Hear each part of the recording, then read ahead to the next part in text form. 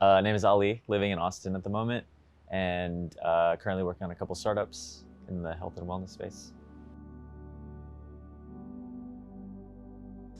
Tim had spoken to me about it many years ago. As soon as he explained the vision for Reunion, I was like, done deal. Yeah. It really resonated with me because it's like I had a calling to work with the plant medicine, but also to be connecting with people that were on the same wavelength. Everything was just so immaculately designed.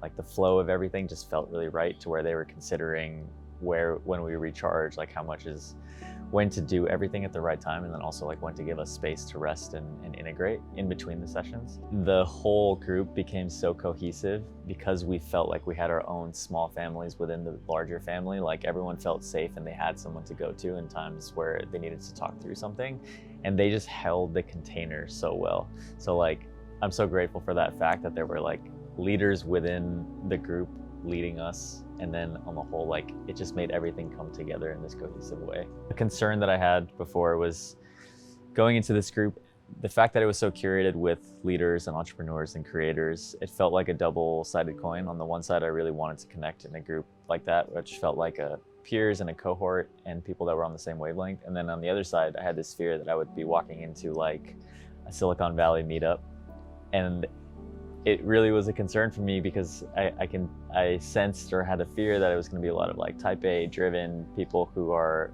maybe on the more materialistic side and are just discovering how to step away from that. And coming here, like almost instantly, all of those fears were relinquished. I just realized that all the people here are heart-centered first, and they create from that place, and they're ambitious and driven, but that's not who they are. And we really got to see that with the container that was created here, because it encouraged everyone to leave that stuff at the door.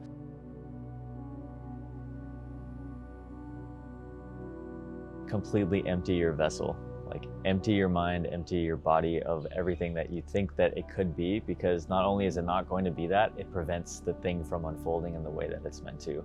And like, even when I thought that I was like, okay, I don't know, and I'm trying to go into it with no expectations, those things still creep in many, many ways.